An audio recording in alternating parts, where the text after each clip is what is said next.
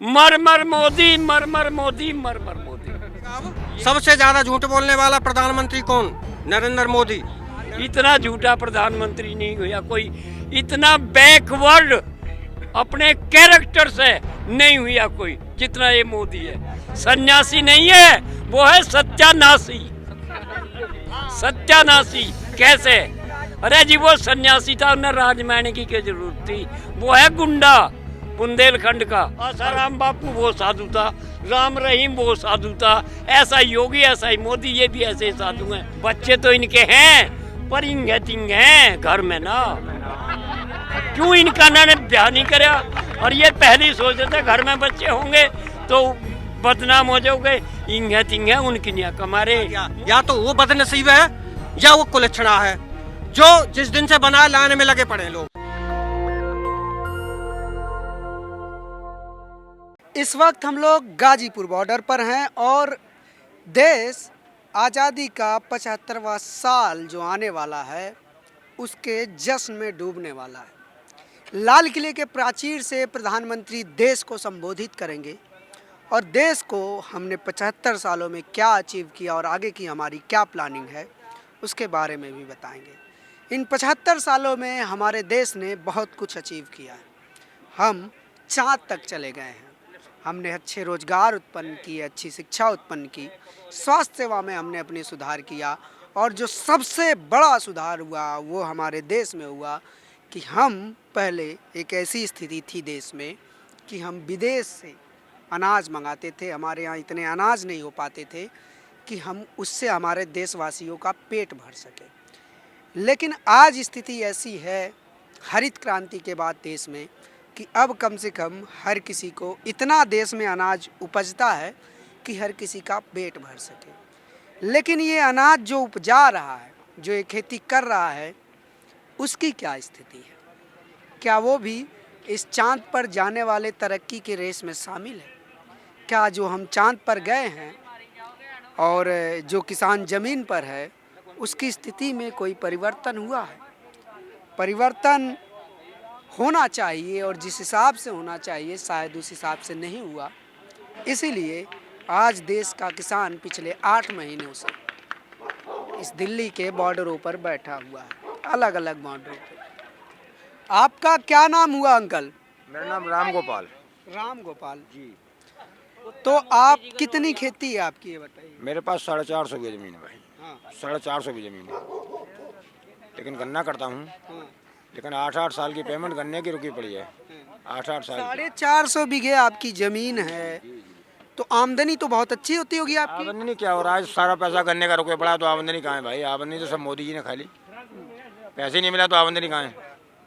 खर्चा और पैसा और जेब से लगाना पड़ रहा है भाई। मोदी जी ने कैसे खा ली? वो आपको खेती करने से थोड़ी रोक रहे। तो पैसा कहाँ मिलने दे रहा है भाई? जब पेमेंट उनकी जा रही है एटीएम द्वारा खाते में, तो एटीएम द्वारा हमारी पहुँच जाती। जब 8-8 साल की हमारी पेमेंट रुकी पड़ी है गन्ने की, तो फायदा तो हो रहा होगा आपकी इतनी खेती है। फायदा कहाँ है भाई? कर्जबंद हो रहा है उल्टे। उसमें पैसा कहाँ से लगाएं? कहाँ से लाएं फिर? उसमें पैसा कहाँ से लाएं भाई? और कहाँ से लगाएंगे पैसा? कितनी खेती बताई आपने? 450 बीघा।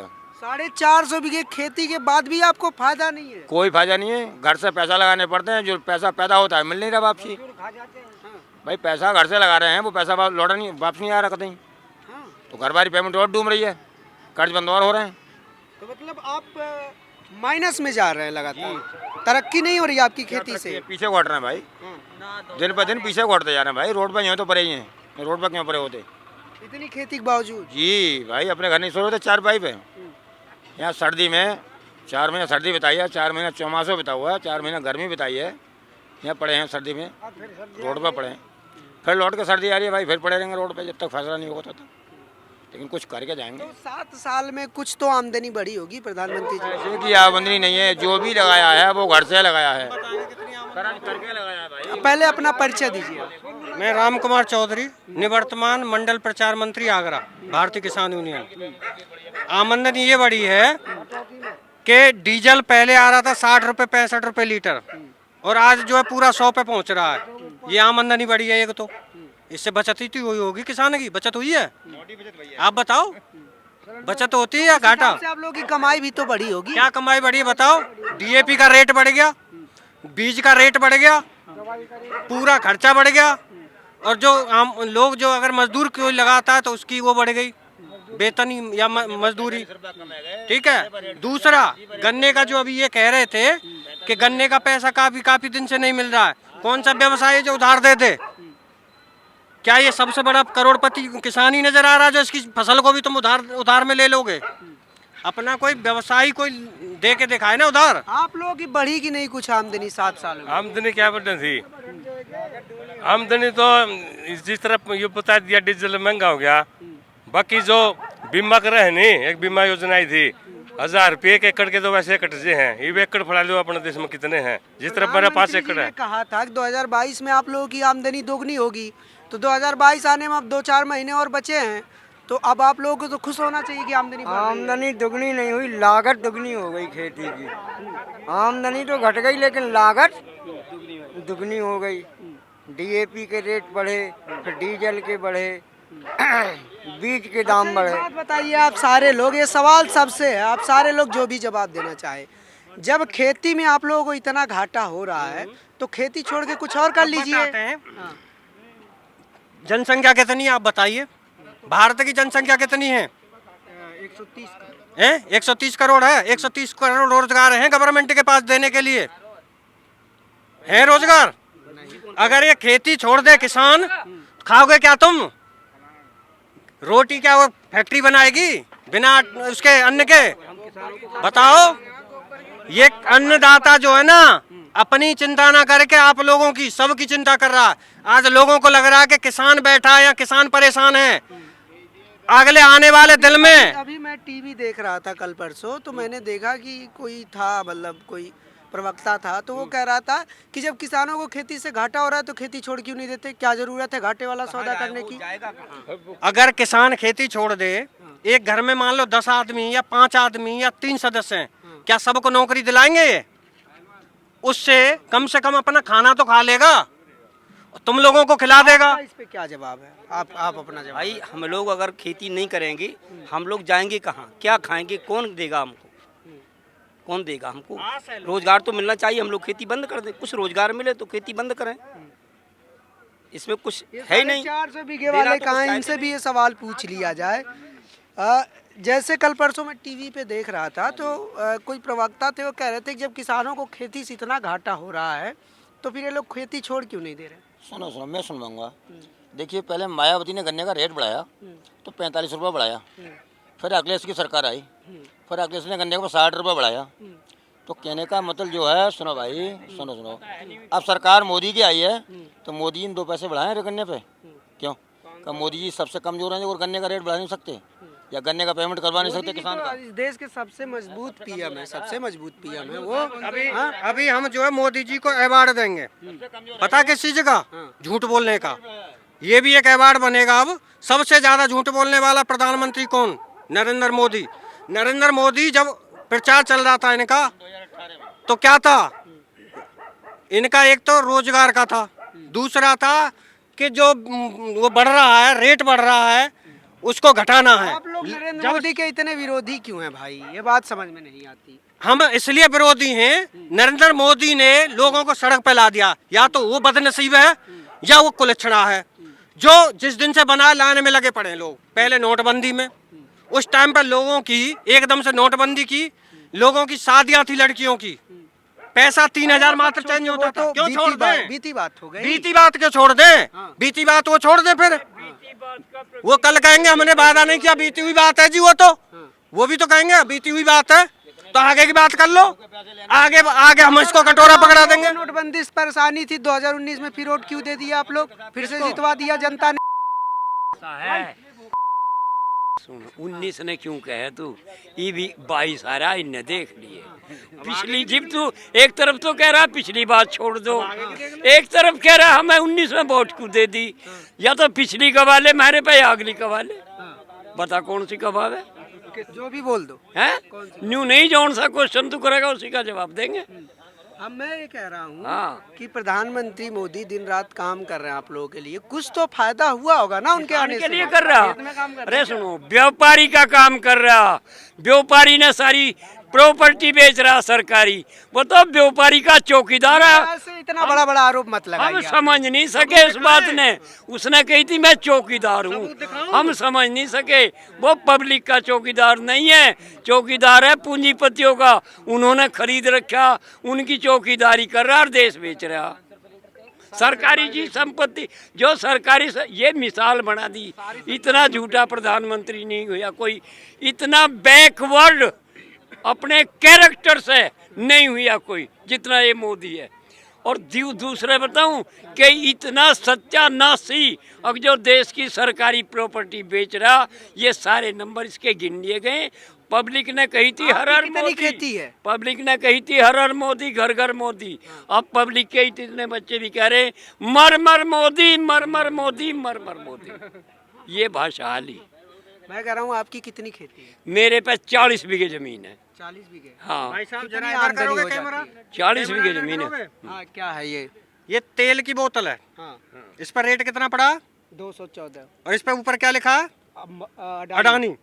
इनको फायदा है। किसान से सरसों बहुत सस्ता लिया जाता है और ये व्यवसायियों को फायदा है। अभी जनता रो नहीं रही है, आगे रोएगी। अगर ये बिल वापस नहीं हुए ना, जनता रोएगी। क्यों रोएगी?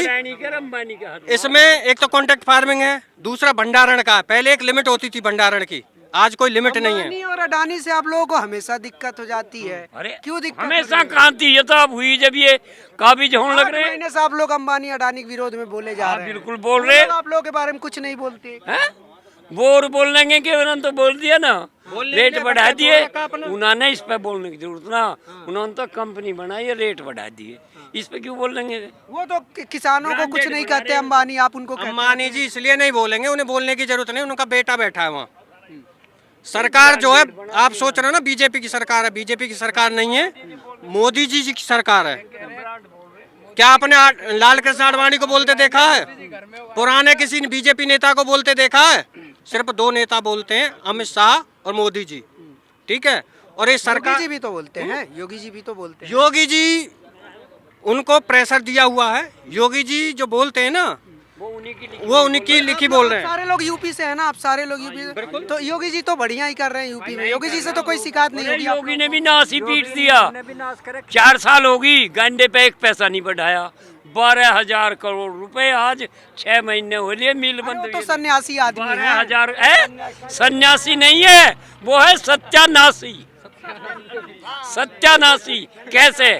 अरे जी वो सन्यासी था, उन्हें राजमाने की क्या जरूरत थी? वो है गुंडा बुंदेलखंड का, और गुंडागर्दी उसने करी आज लो, और गुंडागर्दी करके यहाँ आ गई। हम कह रहे हैं मुख्यमंत्री के बारे में आप ऐसा बोलेंगे? बिल्कुल बोल देंगे, जैसे जिसके कर्म होंगे, पब्लिक ने स्वतंत्र है, पब्लिक हक है कहने का, वैसा ही बोल देंगे। बताइए, देखिए क्या मुख्यमंत्री को लिखा इतने है। बड़े-बड़े आरोप इधर लगा रहे हैं। देखिए, प्रधानमंत्री ने भी ऐसे ही बोल देंगे। सबूत आदित्यनाथ, देखो कितने केस हैं। हाँ। 147, 148, 295। तो ये सारे केस तो वापस हो ये गए। किसके?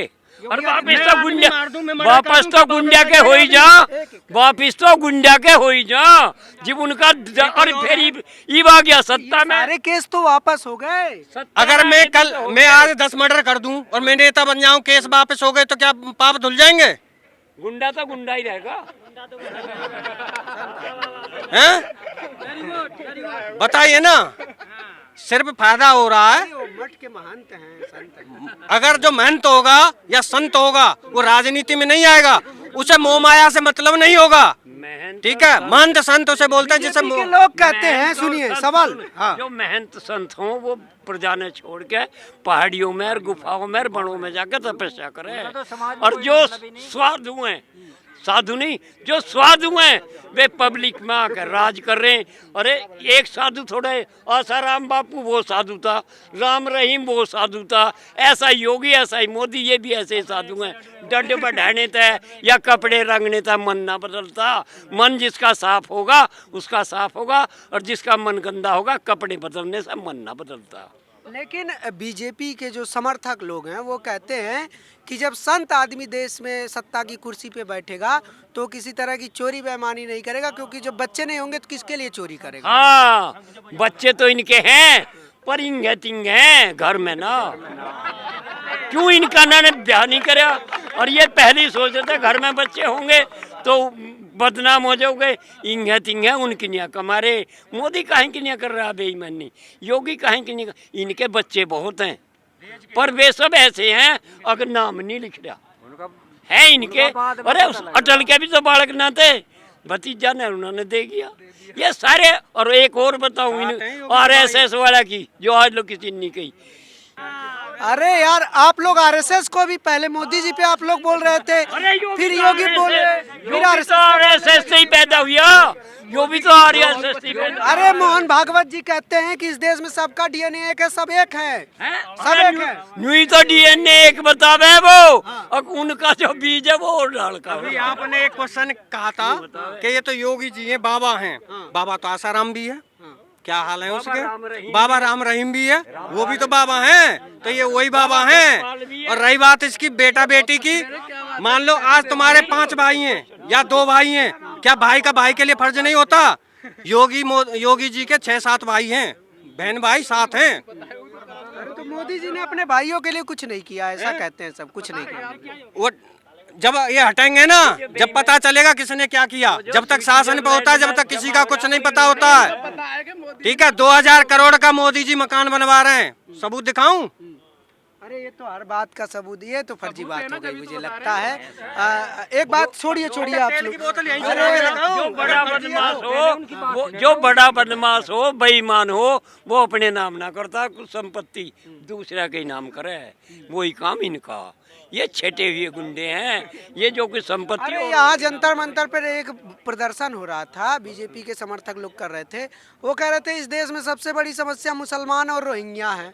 आप लोग कह रहे हैं मोदी योगी जी। अरे इस पर तो राजनीति करके ये बेईमान, वो मुजफ्फरनगर का झगड़ा करके और हमने लड़ा के और सत्ता कब्जा ली। अब ना चले वो कार्ड इनका, नहीं करेंगे हिंदू मुस्लिम, इनके सब कार्ड खत्म हुए। आप लोग हिंदू मुस्लिम नहीं करेंगे। देखिए राजा का फर्ज क्या होता है? राजा का फर्ज होता है सब जनता को समान रूप से देखना, जो गुनाहगार है चाहे वो हिंदू हो या मुस्लिम हो। आप लोग देखिए इतना यहाँ प्रदर्शन कर रहे हैं, बैठे हुए हैं, लेकिन अभी चुनाव आएगा, हिंदू मुस्लिम होने लगेगा तो आप लोग जाओ नहीं हो। मासूम अब जनता समझ गई इनकी चाल ने।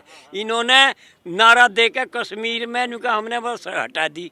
कितने आदमी ने प्लाट खरीदे वहाँ, सिर्फ अमित शाह ने और मोदी के चमचा ने। इस पब्लिक ने कौन सी ने फायदा हुआ हटाने का? किसी ने फायदा नहीं हुआ। ये तो सिर्फ एक नाम पे बांटते हैं अपनी राजनीति, और सबसे गंदी राजनीति इनकी न्यू है। अब ये हर आदमी ने कौम में बांट रहे हैं। अब ये OBC कोटा ले आए, इन्होंने तो खत्म करा था आते ही। और यही विरोध में थे, अब ला रहे हैं क्योंकि झुकना पड़ रहा है उनको। क्यों ले रहे? वो जो पागल कुत्ते ने पब्लिक दाब ले ना, कुत्ते दाब ले और वो दांतड़ी काट है। डर हो रहा और न्यू सोच रहे इस OBC के नाम पे तो वोट मिल जाएगी, पर देना कोई वोट ही ना। OBC के नाम पे वोट नहीं मिलेगा, नहीं मिले। अरे हम तो सब आप नौकरी की सुसरन दे रहे हैं। नौकरी तो आज नहीं किसी को दी। 52,000 करोड़ रुपए इन्होंने, मैं फरवरी की तक की बात कर रहा हूँ, 52,000 करोड़ रुपए बच्चों के फार्म भर के कमवाए और किसी को एक नौकरी नहीं दी। यहाँ लड़के बैठे हैं, उन्होंने प्रैक्टिकल भी कर लिया, थ्योरिकल भी कर लिया, सब कुछ कर लिया, और वो बेचारे घर बैठे। किसान है, अपनी बात कीजिए ना, आप पूरे देश भर की बात कर रहे हैं। वे बालक भी किसाना के ही हैं जो वहाँ रक्षा कर रहे हैं सीमा पे, वे बालक भी किसाना के ही हैं। जो पुलिस में वे बालक भी किसाना के ही हैं। और अब तो एक दिन एक काम और होगा अंग्रेजों की तरफ से, जैसा मंगल पांडे ने मेरठ में अंग्रेजों से परेशान होकर और उन्होंने कही पब्लिक पर गोली चलाओ, और मंगल पांडे ने अंग्रेजों की ढबी मुंह मोड़ दिया राइफल का, और 5-7 ने मोड़ दिया। अब ये हमारे इतने बालक है ना, जब इन्होंने यूँ दिखेंगे हमारे चाचा ताऊ मर रहे हमारी गोली तय, ये इनकी माई भी मुँह करेंगे और इन्होंने वहीं निपटाओगे, यही निपटाओगे जिन्हें ये लक्ष्य मान रहे हैं। आप बहुत उग्र बात कर दिए, ये ऐसी बातें नहीं की जानी चाहिए कैमरे पर। तो ये गाजीपुर बॉर्डर पर ये किसान आंदोलन चल रहा है और किसानों का गुस्सा लगातार बरकरार हुआ है सरकार को लेकर। हालांकि जो इनकी भाषा है उस भाषा में वो चीज़ नहीं है जो एक जो लोग होते हैं थोड़ी मतलब एक इंटेलेक्चुअल जो भाषा होती है वो भाषा नहीं है। लेकिन भाषा पे ना जाके हमको उस पूरी बातचीत का जो प्रसंग है, जो उसका कॉन्टेक्स्ट है, उसको समझना चाहिए और जो भी इनकी मांगे हैं, जैसी भी मांगे हैं, उस पर सरकार को बातचीत करनी चाहिए। और ऐसी और बहुत सारी अपडेट और खबरों के लिए आप जुड़े रहिए हमसे और देखते रहिए नेशनल दस्तक। कैमरामैन आशीष के साथ मैं अनमोल प्रीतम, गाजीपुर बॉर्डर, दिल्ली। नेशनल दस्तक की आपसे गुजारिश है कि अगर इसको बचाना चाहते हैं तो नेशनल दस्तक को सब्सक्राइब करने के लिए रेड कलर के सब्सक्राइब बटन को दबाएं, फिर बेल आइकन की घंटी दबाएं। नेशनल दस्तक को बचाने के लिए बहुत ज़रूरी है कि हर खबर को शेयर करें, लाइक करें, कमेंट जरूर करें।